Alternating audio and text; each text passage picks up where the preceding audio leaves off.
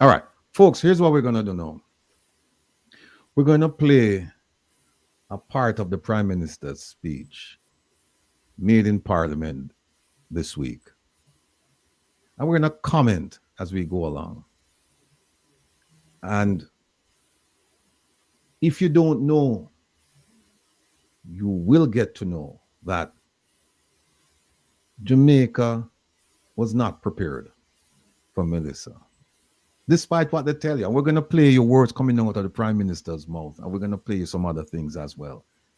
And as most of you know, he's moved ODPEM, Office of Disaster Preparedness and Emergency Management, into his office. Resources are flowing into ODPEM, and you start to think, well, why didn't he make the change last year after Beryl? Why didn't he make it before Beryl? Why didn't he make it before Melissa? Why does he make it now as we're going through this difficult period? This is the Jamaican version of FEMA. And if you notice, it says Office of Disaster Preparedness. It's the first thing they're supposed to do, prepare. And right. Kevin, one of the things I did, this week was I went to look because I'd heard the minister, Minister Vaz on CNN said that Jamaica had 881 shelters. Correct. Nobody asked him if they were hurricane proof. So I went and I checked to see if Jamaica have any hurricane proof approved shelter. The answer is no. We don't. We have what they call safe zones. And you know what they are? Schools, churches, community centers. We don't have a single hurricane-proof certified structure in Jamaica. We're going to talk about that later, about the approximate cost of something like this and what should have been done, because going forward, we need to have it done, because guess what? The hurricane season is coming again next year. And by the way, for this season, it's not over yet. It ends in a few weeks, but it's coming next year. Coming next year. And there are things that should have been done and they weren't done. And then they tell you that they were prepared, but they weren't prepared. Also, we're going to talk about a report I received from a reliable source on the ground in Jamaica. Went to all of these places, the affected places. St. Anne, St. James, Westmoreland, Hanover, St. Elizabeth. Went to all of these places. And the person speaking to me, the person cried. The person said, what you are watching on TV does not do justice to the devastation. It doesn't accurately portray it. You have to be on the ground to see it. Have to be on the ground. Let me play this. And let's just do a little analysis while we'll go along for the sake of time. So I'll stop. I'll make some comments. I'll ask our guest lecturer here, Mr. Jeffrey Tavares, to jump in. And of course, the adjunct professor, he'll jump in as well. Here we go, folks. The eyes of the world have been on Jamaica as we confronted this ordeal, and the outpouring of solidarity has been extraordinary and deeply moving. The generosity shown to us reflects Jamaica's high standing and goodwill on the global stage. Even before Hurricane Melissa's landfall, messages of support and offers of assistance came from every region of the world.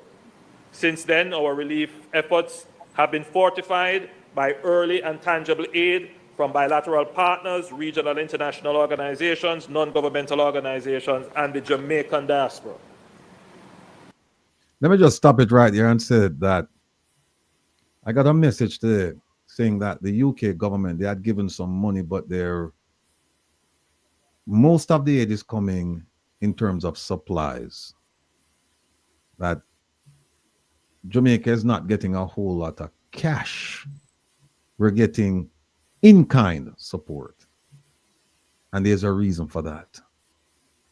Now, I would like to think that my letter or letters to the Privy Council members, and they have over 100 of them in the UK, would have something to do with that. Because I wrote to them and I told them that this Prime Minister was being investigated by the anti-corruption agency that he brought into being. And that one of the accusations against him, or one of the facts that came to light, was that over a period of time, he had 28 bank accounts. And I told him, be careful, watch this guy. Watch him carefully. And so now what we're seeing is we're seeing a lot of aid coming in, but most of it, before you get a lot of cash, now what we're getting a lot of in-kind support. And you know why. You know why, people. But as I sit here, I can tell you that they're making plans. Remember the question we asked about the politicians and in the aftermath of Melissa? I can tell you that they're going to take out loans. Watch the money. That's where they're going to get active with the loans, because they can't get active because countries now are giving them supplies, giving them care packages. That really has no significant value to them. They want the hard cold cash so they can do whatever they need to do. Why? Yeah, but why take out loans when, one, we have a cat bond, which should have materialized as a result of this disaster. Mm-hmm. Two, just like you said, there are in-kind methods of relief being provided. If we get the things to distribute, why do we need money again? Let's go ahead and distribute them. Mm-hmm. That's to say what? We need money to distribute what is being provided to us? Is that the argument? Yeah, there is no good argument right now for bulk sums of money to go to the Jamaican government if people can provide relief supplies, equipment, food, water, all of that. If people can do that, then there's no point in sending money to them. And by the way, Kevin, where is that thing? Where the list there? Please link me up here with the list there. Let me show the people that. If I may, Mr. Rattigan, yes. The United Kingdom government has provided 7.5 million pounds in humanitarian aid to Jamaica following Hurricane Melissa, which include 2.5 million package and additional 5 million pounds. So the question that we need to ask ourselves, if they're getting all of these aid relief to Jamaica, why are they dragging their foot? And I guarantee you, Mr. Rattigan, that when all of this is over, you're gonna hear about a warehouse lock up and things spoiled in the warehouse. Well, I was also told that some of the funds, the cash, is being managed through a third party. So it's not coming straight to the government. I'm hearing that it's going to a third party. No, we have a dear listener and a friend, a long-time friend of mine, Doreen. I know Doreen is watching, and Doreen was saying, why is it that the UK is not providing more? And Doreen was saying that in respect to reparations. Well, Doreen, it's a different conversation in terms of, because here we're talking about aid. Reparation is, based on my understanding of it, it's not aid. It's compensation. It's for harm done. by the UK. With this now, it's for harm done as a result of, a disaster. Yeah. So the amount of money they're getting, you can't really square that argument with reparation. And the second thing is this: they're aware of our prime minister's proclivity for being involved in questionable financial arrangements. They're aware of that. They're very aware of that. And if you don't know, Doreen, let me just tell you that it is true, because I've written to King Charles, and I've written to many members of the Privy Council, and I've told them that watch out for this gentleman, and I've sent them copies of the Integrity Commission's report where he was accused of certain things. I've sent that to them. So that's why I think they're saying we will give, but most of our gifts will be in the form of in-kind assistance, not cash.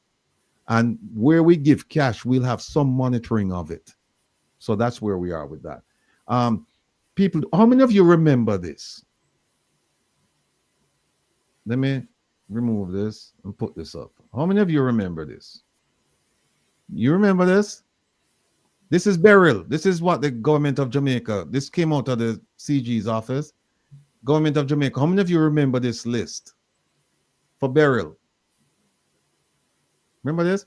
They have here, remember we were calling attention to some of the things, like, where is it, Kevin? The one with the boat. Oh, here it is. It's in the list. It's there. Oh, here it is. See this one here? Well, we'll get to Kevin's favorite color. See this right here? Inflatable boats, rigid, equipped with engines and equipment. And then there's another boat request over on this side. Steel hull, I believe they were asking for. Where is it, Kevin? We miss it. Hold on, folks. Oh, here it is. Metal hull rescue boat. Right, they were asking for all of these things. You know what's interesting?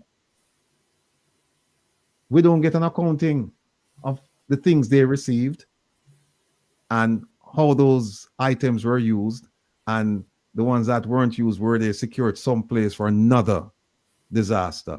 We didn't get any of that.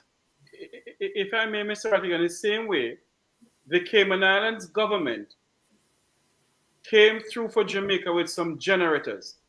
And the Prime Minister either stood in the Parliament or at the news conference and said that the generators will be given to the people as a loan. And I'm saying to myself, if the Cayman Islands government is giving you generators to help with the people, why are you loaning the people generators? I don't understand this. Cayman has a company like Home Depot named A.L. Thompson, and they help to generate, they help to give generators to Jamaica. And my question is this: why is the Prime Minister loaning generators to the Jamaican people? What is going on? They're getting them to give to the people. Why alone? Well, those are the questions that the reporters and the journalists need to ask when they go to those press conferences. That's what they need to ask in person, because if you write it, they're gonna, who knows what kind of response, if any, you're gonna get. But you need to ask when they're standing there, so you catch them with them pants down, so to speak, because you never know what answer is gonna come out of their mouth. Well, let's get back to the Prime Minister here. We are especially grateful for the outreach of His Majesty the King, the United Nations Secretary General, and many other heads of government who have conveyed their solidarity with Jamaica.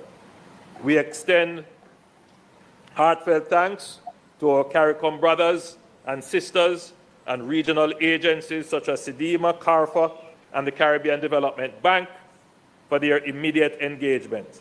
Our bilateral partners from Belgium, Canada, Colombia, El Salvador, Venezuela, the European Union, the Dominican Republic, France, Germany, Luxembourg, India, Mexico, the Netherlands, Peru, Spain, the United Kingdom, the United States. A list that is, I have not exhausted.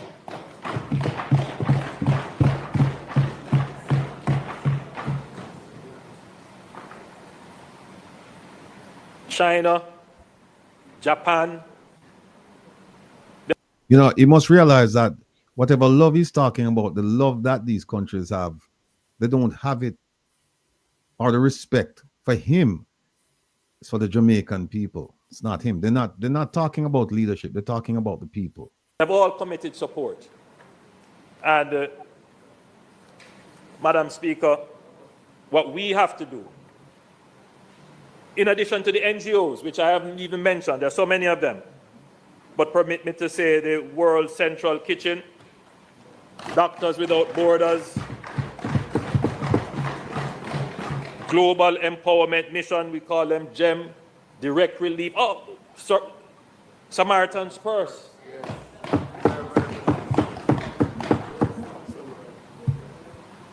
And of course, our own Food for the Poor.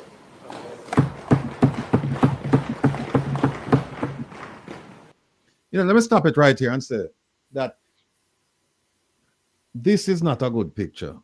I was talking to some folks, including producer Joan and producer OT. And one of the things that we talked about, people, was I think it would send all the production crew to, I think it would be a very strong message if they move the parliament, if only for like 1 or 2 sessions, close to where the disaster center is. And instead of having them wear suits, them come in a work clothes and water boat. And they go out and actually help. Now, the Prime Minister did say right here that at some point in time, he said it would be a day, but it could be more than a day where more politicians get involved with the constituencies and all of that. But I think it would send a very, very strong message to the people that we are with you. We are united in this effort to rebuild Jamaica. If they could just move the parliament and come dressed for work, not like this. But it's just a thought. Just a thought. Madam Speaker, on our supportjamaica.gov.jm, which was built in record time by the Amber Group. This is the same Amber Group. This is the same. The people hear me and hear me loud and clear. This is the same Amber Group that built that website for COVID that was hacked and people's personally identifiable information went out. This is the same group that they're getting access to certain things in Jamaica that regular Jamaican business people can't get access to. This company, Amber, is run by an Indian person. Nothing against Indians, but he's an Indian from India, migrated to Jamaica, and all of a sudden he's supposed to be this cyber guru. And we can't see anything that he's done that we can say, well, yes, this has really gone a long way to enable Jamaica to progress in a meaningful manner and in a fast way. But we don't even know how much this man paid for it, because if you recall, it was he did the COVID thing also for free, and he was supposed to get some money on the back end. Some funny arrangements, not quite sure about it. But this one, we don't even hear anything more than it was built in record time. Let's continue. Which is the central hub for donations to Jamaica from the diaspora and the world. We have so far raised 170 million. By the way, you see how diaspora is now playing a significant role in the way he speaks. Meaning, he talks about the diaspora. His speech was peppered with the word diaspora, diaspora, diaspora. And yet, if you ask him, have you fulfilled your promise that you made to the diaspora before and during your term as prime minister, about them having a seat in the parliament? Have you done that? No. And privately, I'm telling you, I'm getting it from the inner circle. Privately, these people, they have no intention to do anything with the diaspora as far as having a role to play in the governance of Jamaica. They're like, no, on live overseas, on shut up on the mouth. Don't come here to come tell us what to do. We are going to do what we need to do. We'll promise you stuff and we'll take stuff from you, but we're not going to fulfill them. But somebody need to ask him that question. Journalists, I hope you're listening to me. And Jamaican dollars in contributions on that platform. And I encourage Jamaicans and our friends all over the world to give. Support jamaica.gov.jm. All contributions go centrally to ODPEM, which is the government's official disaster management agency. And it's not in your office. People, pay close attention to what he just said, because we're gonna get to another point further down in this clip here. Hear what he said. Just stick up in right there. He said, all contributions coming into the country will be going to ODPEM, right? Now, the contributions coming in, they should actually go to PIOJ. At some point, I think they should, the Planning Institute of Jamaica, because that organization is the clearinghouse for loans, aid, and technical assistance coming into Jamaica. Everything is supposed to go through them. We have found in our research that not everything, but most of the major stuff you hear about, if you go to PIOJ, you'll see a record of those things coming in, and you'll see they'll give you some narrative as to how the money was spent. But if you notice now, we don't hear PIOJ. We hear what? We hear ODPEM. Listen keenly. Just stick up in right there now. Just stick up in right there that him say ODPEM. Everything are coming to ODPEM. Listen.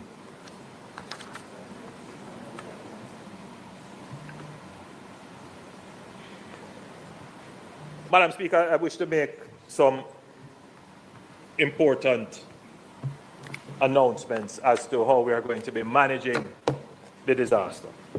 Madam Speaker, the Office of Disaster Preparedness and Emergency Management, ODPEM, is the central agency for the government's disaster response.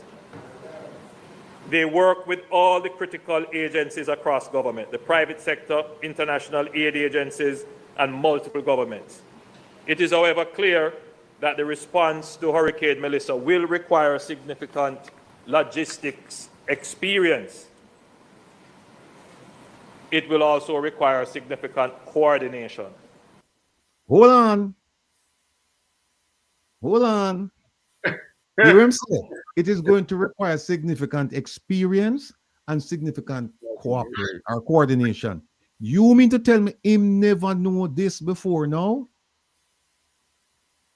Him never know, say, ODPEM are going to require all of these things. So who did he have working at ODPEM? And remember, he came out and said, we're prepared. We're prepared for Melissa.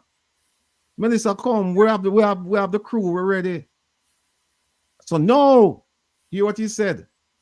ODPEM now is gonna, all the resources coming to Jamaica will come through ODPEM. ODPEM will be the clearinghouse. Second point, ODPEM now have really strong leadership.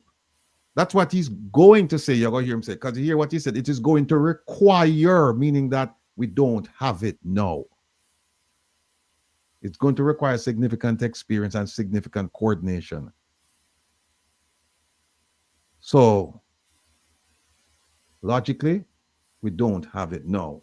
So if we don't have it now, what are you going to do, Mr. Prime Minister? Listen. The Jamaica Defence Force is currently assisting with the logistics support to both ODPEM and the Ministry of Labour and Social Security, especially given the fact that many communities are situated in difficult terrain and several have been marooned. Given the nature of the response needed for the current relief effort and the coming reconstruction effort, it is important that ODPEM and the JDF have even greater levels of collaboration. As such, effective immediately, the Office of Disaster Preparedness and Emergency Management, ODPEM, is reassigned to the Office of the Prime Minister to strengthen logistical collaboration with the Jamaica Defence Force. Madam Speaker, the Jamaica Defence Force is already under the Office of the Prime Minister. Madam Speaker, this move will ensure that the relief effort is well coordinated and coordinated across government. The best place to achieve that, given the nature of the crisis and the speed with which we want the recovery, is for it to be centrally positioned in the Office of the Prime Minister, which is what the Office of the Prime Minister does. It coordinates all the entities. So people, open understand now what's going on here. The support coming in to Jamaica will go through ODPEM. And ODPEM doesn't have good, this is the Prime Minister's, I'm paraphrasing what he just said. And ODPEM doesn't have strong leaders. So we're going to put ODPEM now in my portfolio so that it can coordinate with the military.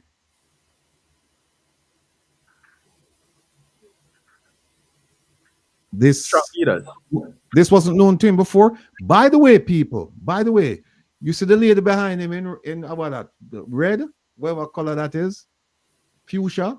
See the lady behind him? That is the minister, that is the former ambassador to the United States, Ambassador Audrey Marks, former senator, now MP, who is in charge of government efficiency. She's the one responsible for identifying where coordination should take place, collaboration should take place, and you eliminate the bureaucracy. She's the one responsible for that. No, did she tell him this? She just got there, you know. She just got there. Did she, and by the way, she just got back to Jamaica because she was traveling in Estonia, saying that she's going there on a study tour of e-government. Meanwhile, e-government has been known to Jamaica for well over a decade. But she was up there. So if she's in charge of efficiency, government efficiency, is she the one responsible for this ODPEM is to be reassigned to the Office of the Prime Minister? Is she the one responsible for this? Or is the Prime Minister and others responsible for this? We don't know. The interesting thing is that we haven't heard from her, and the reporters, they haven't asked her about her role in the transfer of power from we keep on calling it ODPEM. Yeah, ODPEM, being like a standalone to now being within the portfolio of the Prime Minister. These are very strange times. Very strange times. And like I said, and Caroline Carey, yeah, she was in Estonia, but she said she was there for e-government and all this efficiency. Look, the UN has a program, you know, you didn't have to go to Estonia. The UN has an e-government program that you could have sit down at your desk and sign on and do it. Plus, Jamaica has been doing e-government stuff for quite some time. And if you disbelieve me, just go back and look at Mr. Christie's report when he was contractor general. Go back and look at his report. This is this was around, I'm trying to think, 2010, somewhere around there. He mentioned it. And also the Prime Minister, I went back and I checked, he's been talking about government efficiency since 2016. People, don't let them fool you. Don't let them fool you.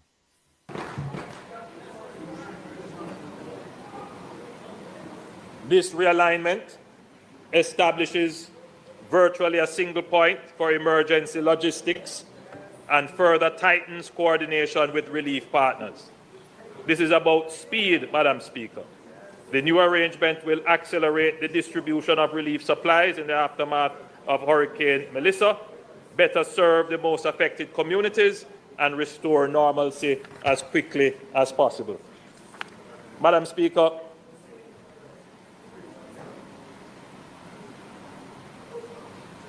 from a strategic perspective, and it is important that this be said, I've just listed the level of international response and NGO response. One of the things we don't want to happen is any fumbling. So logistics and coordination is absolutely important. Hold on a second. Kevin, listen to this. We don't want any fumbling. Was there any fumbling with Beryl? I don't recall him coming out and said there was any fumbling with Beryl. So why is it now him saying that we don't want any fumbling? And look, he must say this after the horse gone through the gate. Melissa came and went. And now he's saying we don't want no fumbling. But yet he said we were prepared. Now he's saying that we're ill-prepared. And so we're making changes in midstream. Kevin, give me your thoughts before I move on with this. So he didn't mention that there was any fumbling, but clearly he's telling us now that there was some fumbling. Mm-hmm.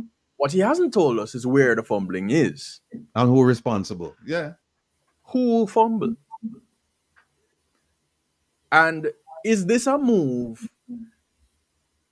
to make sure that any future fumbling can be aptly and adequately disguised and disposed of? So we need to know the full story, because we only get bits and pieces. Why, when history has taught us that division of labor leads to an optimal result, you want to consolidate everything under one head to give one direction, which if him go left, and left is a disastrous road, everything going left. That is not the purpose of government and the structure of government as we know it. Well, what we know it as is what is regarded in some areas as autocracy.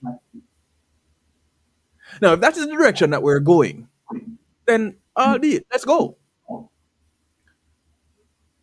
If we're going there, then everybody needs to know that we're going there. It can't just be you that know and taking us there by your roundabout means. And I'm not saying that that is where we're being taken. I'm just saying that if that is the intent, then we can reach and then find out that that is where we're going. Mm-hmm. Because I don't think people sign up for that. Mm-hmm. So this whole let me put ODPEM under the OPM and make sure that everything is streamlined. No. People are put in place for that. Meetings are kept to make sure that that happens. And division of labor, a part of that is to make sure that each individual agency is held accountable. You have taken that away, sir, by putting this all under the office of the Prime Minister, which, I might add, does not fare well in the eyes of the community, the global community. That is my take proposed. All right, thank you. Well said. Going back to the optics of it, people, when I was saying that the Parliament should move closer to the devastated areas and the politicians should roll up their sleeves. Another idea that came to mind is the salaries that they're collecting. It would be nice if they say, look, we're going to donate a part of our salary, the millions and millions and millions that we're getting, we're going to donate a part of it towards this effort. That would be a strong signal, in addition to the workloads, and move, at least have one session of Parliament close to where the devastation is, so that people can actually, you can actually feel the suffering. Not only just hear about it, but you can see it and feel it. It's palpable. That, I think, will soften your heart. Make you go back and say, boy, we can't thief them people. We can't thief the people and money. This money are coming to do this with them. We can't do it. But when you far removed from it and you just see a video or whatever, then it's fine. Let's continue. And what we will create, Madam Speaker, is a plug and play system. Government can't do it all. We are the first to recognize that. We don't have enough helicopters. Go ahead. You're muted. Government cannot do it all? Mm-hmm. Then why is it being placed under the office of the Prime Minister? Because he can do it all, I guess. Government can't do it all, but he can do it all. And when he's referring to government, is he saying government as we know it, being both parties, or government as the ruling party? That's a good question. It's a good question. Brethren. All right, let me continue. We don't have enough social workers. We don't have enough engineers. We don't have enough doctors. But what we want is a coordinated system where all of the goodwill that comes, whilst we get that benefit, but we must get one other thing from that, and that is synergy. All right. Somebody in the chat said, Rattigan, don't give him any ideas. No, please forgive me, bear with me. Not beat me up on this one. Yeah. But I gave this Prime Minister, I gave him an idea a while back. Kevin, my camera, all right, fine. I gave him an idea a while back. And you hear him just talk about one central area where you can coordinate all the efforts. That, Mr. Prime Minister, if you remember, Wilfred Samuel Rattigan gave you that idea. I think it was back in 2018. That is called a fusion center or an intelligence center. We laid it out for you. We explained to you how this thing would work. And if you had implemented it, you wouldn't have to be worried about all of these things, being centralized under your office. It wouldn't be, because essentially a fusion center is a coordinated effort of the major agencies in a building where everybody bring them information. It's piped in, and you have your analysts, you have your investigators, you have your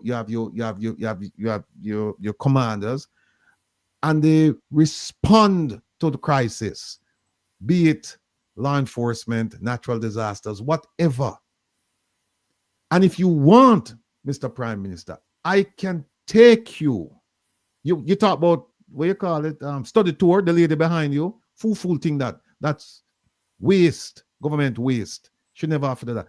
I can take you to a functioning fusion center and let you see exactly what should be built in Jamaica.